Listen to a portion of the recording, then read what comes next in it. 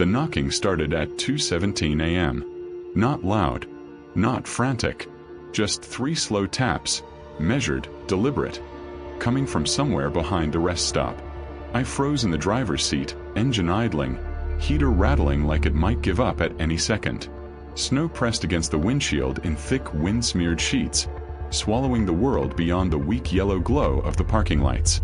Wyoming at night felt endless, empty, like the land itself had gone to sleep and forgotten me.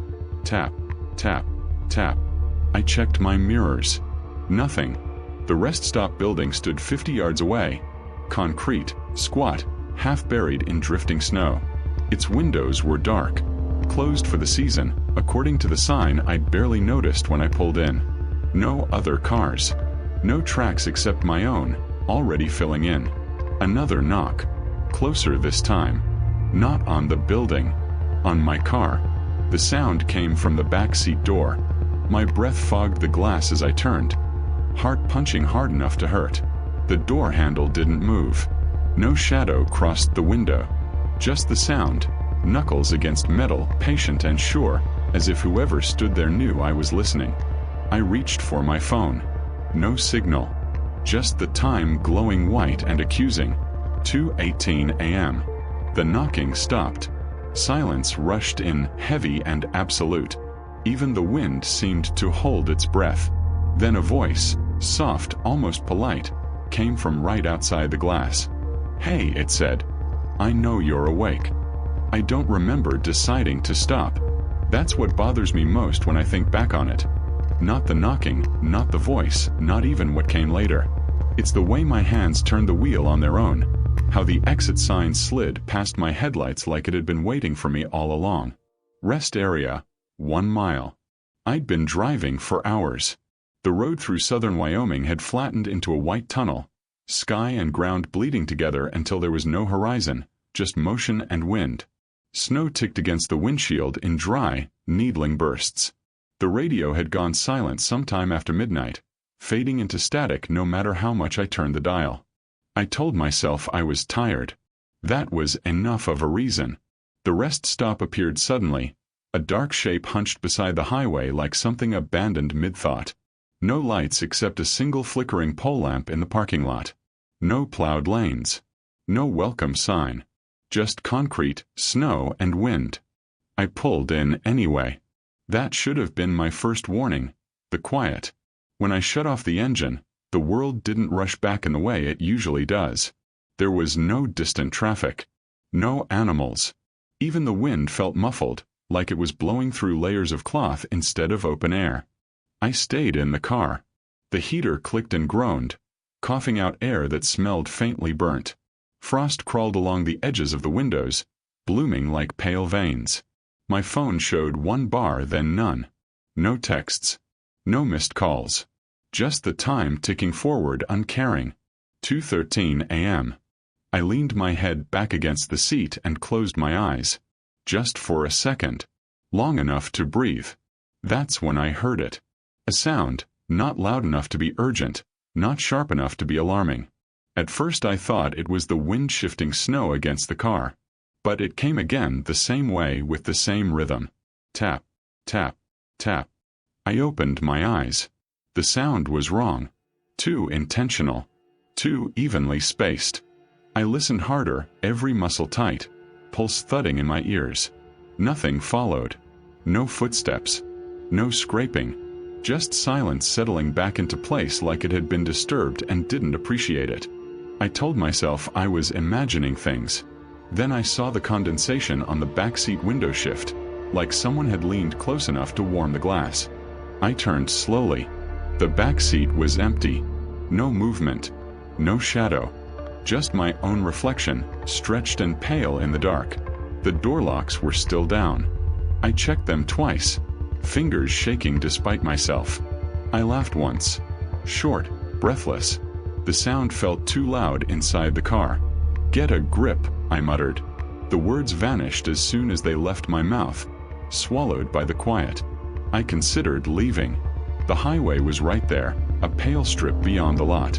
But the idea of pulling back into the storm, into that endless white nothing, made my stomach twist. Visibility had been dropping for hours. The weather app, before it lost signal, had warned about whiteouts, closures, accidents stranded overnight. Just rest for a minute, I told myself. 5 minutes. Then go. That was when the knocking came again. Not on the car this time. From the rest stop building. Slow. Hollow. As if someone were knocking on concrete instead of glass or metal. Knock. Knock. Knock. I stared at the building. Its doors were chained shut, I was sure of it. I remembered seeing the chain, thick and rusted, hanging uselessly across the handles. The windows were black, reflecting nothing. Another knock echoed through the lot. I cracked my window an inch, more out of instinct than reason. Cold air rushed in, sharp and biting, carrying the smell of snow and something else underneath. Old dampness, like wet wood sealed away too long. Hello. I called, hating the way my voice wavered. The sound died before it reached the building. For a moment nothing happened. Then something moved near the far wall. Just a flicker, a shape-shifting where shadow met shadow. I leaned forward, squinting, heart hammering. The flicker resolved into a figure standing just outside the glow of the lamp. A person. They were tall. Too tall, maybe. Wrapped in a heavy coat that hung stiffly, as if it had frozen into shape. Their face was hidden beneath a hood pulled low. Snow dusted their shoulders unmelted, like they hadn't been moving much. They didn't wave. Didn't step closer. They just stood there. I locked the doors again, even though they already were. "Hey," I said, louder now. "You okay?" The figure tilted its head slightly, the motion slow and careful, like it was considering the question. Then it spoke. Not shouting. Not pleading. Just one quiet sentence that slid through the cold and settled deep in my chest. "You shouldn't open the door." My fingers tightened around the steering wheel. "Why?" I asked. The figure took one step forward, into the light. I still couldn't see its face. Snow crunched beneath its boots, loud as a gunshot in the stillness. It stopped a few feet short of the car, close enough that I could see the fabric of the coat was torn in places, the edges frayed and darkened like they'd been burned. "I already knocked," it said softly. My phone buzzed in my hand. I looked down. 2:17 a.m. When I looked back up, the parking lot was empty. No footprints. No figure. No sound. Just my car idling in the dark, alone at a snowbound rest stop, with the echo of knocking still ringing in my ears. I waited 10 full minutes before I convinced myself I hadn't imagined it. The engine hummed steadily. The heater rattled. Frost thickened along the edges of the windshield like a slow-growing infection. Nothing else moved. No knocking. No voice. No tall figure in a frozen coat. I counted my breaths. I pressed my thumbnail into my palm until it hurt. I watched the parking lot light flicker and buzz, the same dull pattern repeating over and over. Reality, I told myself, was boring. Predictable. It didn't just erase people. At 2:28 a.m., I started the car properly and eased toward the exit. The headlights swept across the lot. That's when I saw the footprints. They hadn't been there before. Deep impressions in the snow, leading from the far wall of the rest stop straight toward where my car had been parked. Each step evenly spaced. Calm. Unhurried. They stopped exactly where my back door had been. No return tracks. I didn't stop the car. I didn't slow down. Tires spun briefly, whining against packed snow, then caught. The rest stop fell away behind me, swallowed by darkness and wind. The road welcomed me back with nothing. No signs. No reflectors. No sense of movement. Just white. The storm closed in fast. Visibility dropped to almost nothing. Headlights reflecting back at me like I was driving inside a snow globe. Wind rocked the car hard enough to make the steering wheel twitch. Somewhere ahead, the highway curved, but I couldn't see where. I drove for another 20 minutes before I accepted the truth. I was lost. Not geographically. The GPS still insisted I was on Interstate 80. But the world outside the car had changed. The road felt longer than it should have been. Straighter. empty in a way that pressed against my thoughts. No other vehicles passed me. No taillights ahead. No oncoming headlights. I pulled over again, this time on the shoulder. Heart racing, breath coming too fast. Snow piled up against the doors almost immediately, as if the storm had been waiting for me to stop. That's when the radio crackled back to life. Not music. Not static. Breathing. Slow. Close. Wet like someone exhaling directly into the microphone. I slapped the radio off. The silence that followed felt worse. My phone buzzed. A notification. No sender, no number. You missed the door. My stomach dropped. I threw the car back into drive and kept going. I don't know how long I drove after that. Time stretched thin, warped by fear and exhaustion. My thoughts looped, circling the same questions without landing anywhere solid. Who was that? How did they know I was awake? Why did it feel like they weren't surprised to see me? Eventually, through the blur of snow, another structure emerged. Another rest stop. This one was lit. Bright floodlights illuminated freshly plowed lanes. A couple of semis idled near the far edge of the lot, their engines rumbling low and comforting. Warm light spilled from the windows of the building. Relief hit me so hard my hand shook. I parked near the entrance and just sat there for a moment, breathing, grounding myself in the normalcy of it all. The smell of diesel. The crunch of tires. A man in a reflective jacket crossing the lot, head down against the wind. See, I told myself. You panicked. That's all. I stepped out of the car. Cold bit through my jacket instantly, sharp and alive. But it was real cold. Honest. Not the suffocating stillness from before. Snow squeaked under my boots as I walked toward the building. The door slid open automatically. Warm air rushed out, carrying the smell of burnt coffee and disinfectant. Inside, two people stood near the vending machines. A woman in her 40s, bundled in layers, and an older man with a gray beard and tired eyes. They glanced at me briefly, then went back to their business. Normal. I almost laughed. I went straight to the counter, hands still trembling. Hey, I said to the man. Sorry. Quick question. Did you see anyone outside? Tall guy. Dark coat. The man froze. Not stiffened, froze like I'd pressed pause on him. The woman turned slowly. They exchanged a look. You came from the west, didn't you? She asked. I nodded. Yeah. I stopped at a rest area back there. It was closed. The man swallowed. There isn't a rest area west of here, he said. Yes, there is, I snapped, sharper than I meant to. I was just there. Concrete building. One light pole. Chained doors. Silence settled between us, thick and uneasy. The woman stepped closer, lowering her voice. How long did you stay? She asked. I don't know. 15 minutes. Maybe less. Her face drained of color. The man leaned in, his voice barely a whisper. Did it knock on your car, he asked, or on the building first? My chest tightened. How do you know about that? They didn't answer immediately. Finally, the woman said, You need to leave. Right now. What? I said. Why? The man met my eyes. Because it doesn't like being ignored. A chill ran through me that had nothing to do with the cold. Who? I asked. The woman hesitated, then said the word like it hurt. The knocker. They told me the story in fragments. Truckers whispered it over late-night coffee.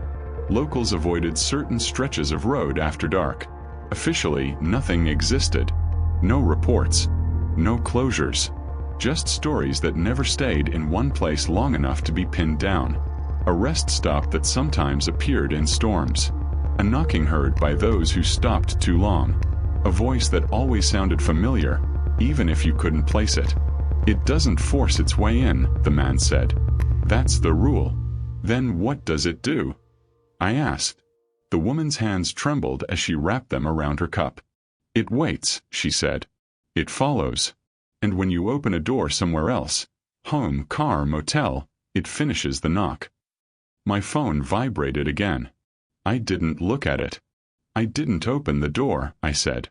The man's expression was grim. No, he agreed. Not yet. Outside, somewhere beyond the walls, something struck metal. Tap, tap, tap. The lights flickered, and every door in the rest stop slid open at once. The doors didn't slam. That was the worst part. They slid open smoothly, obediently, as if responding to a command none of us had heard. Cold air poured in, carrying snow and darkness and something old that didn't belong indoors. The automatic mechanisms hummed, cheerful and indifferent. No one moved. The man with the beard whispered, "Don't look outside." Of course I did. The parking lot lights were still on, but they felt weaker now, dimmed, stretched thin against the storm. Snow fell straight down, no wind, thick flakes drifting like ash. The semis at the far edge of the lot were gone. No tire tracks. No engines. No sound. Then I saw it. Standing just beyond the threshold of the nearest door. The tall figure. The coat was the same. Heavy, dark, stiff with frost. But closer now, I could see it wasn't torn. It was worn out. Like fabric that had been grabbed too many times by desperate hands. The hood hung low, shadowing the face completely. Snow clung to it in places it shouldn't have, as if gravity had forgotten how to work around it. It didn't step inside. It just knocked. Not on the glass. On the air itself. Tap, tap, tap. The sound echoed inside my skull, rattling my teeth. The vending machines flickered. The lights buzzed, whining in protest. The woman grabbed my arm hard enough to hurt. "Don't answer," she whispered. "No matter what it says." The knocker tilted its head. Slow. Curious. Then it spoke. Its voice was wrong now. Not polite, not distant. It sounded close. Intimate.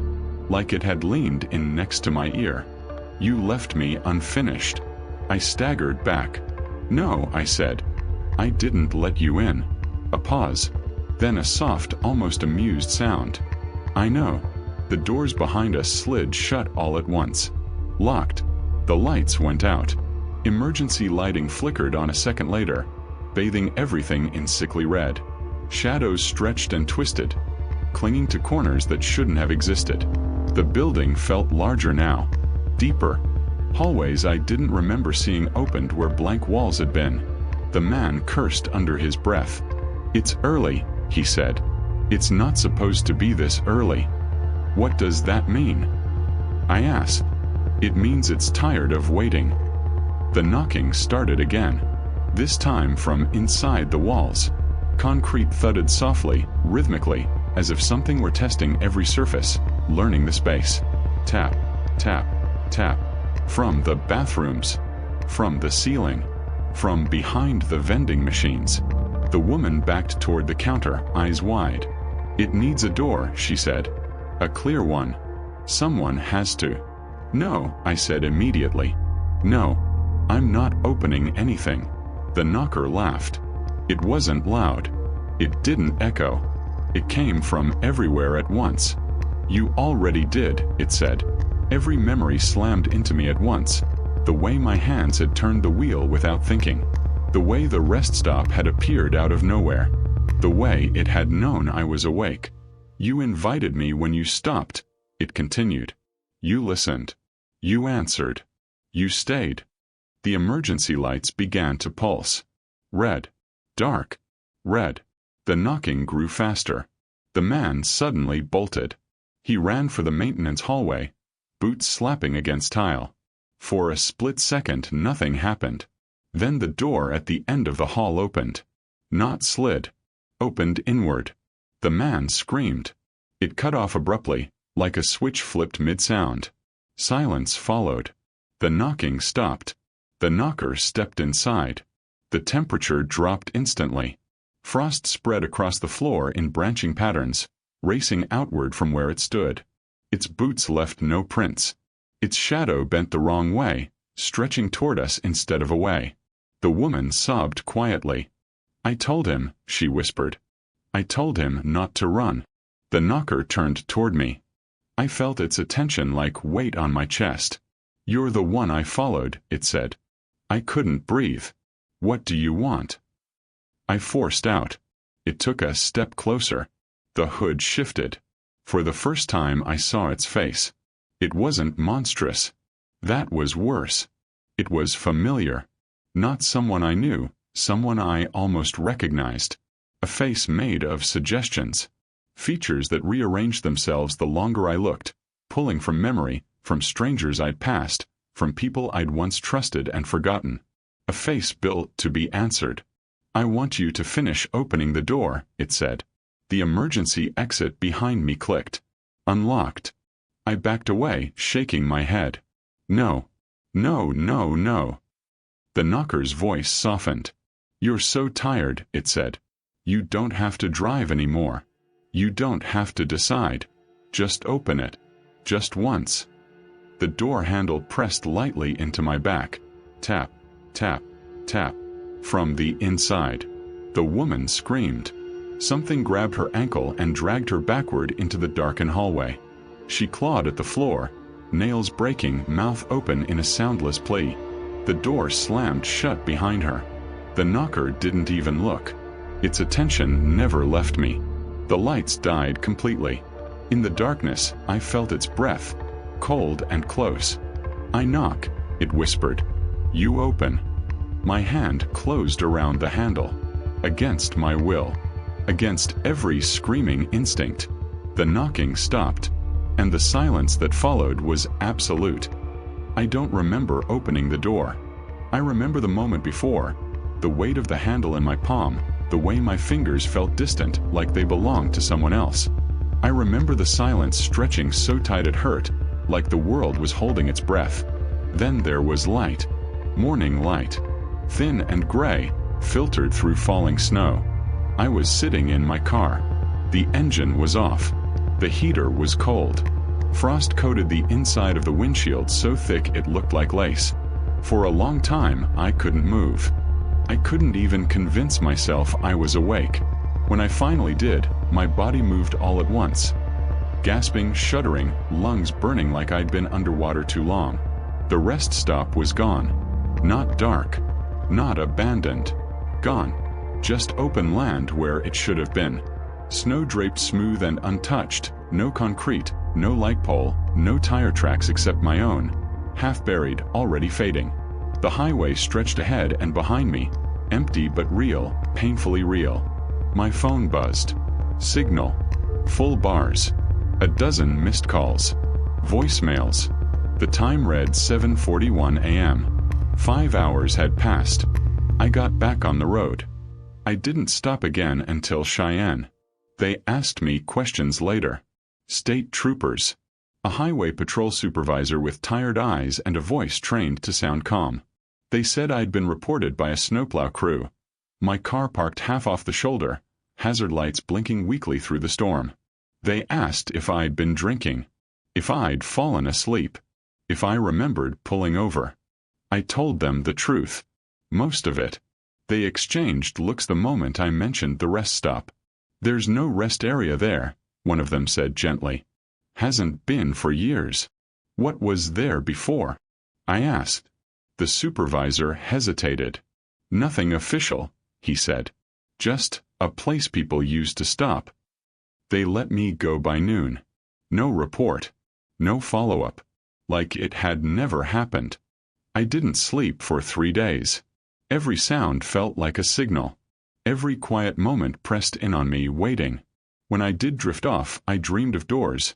Car doors, house doors, bathroom stalls, each one closed, each one trembling slightly, as if something on the other side was testing its patience.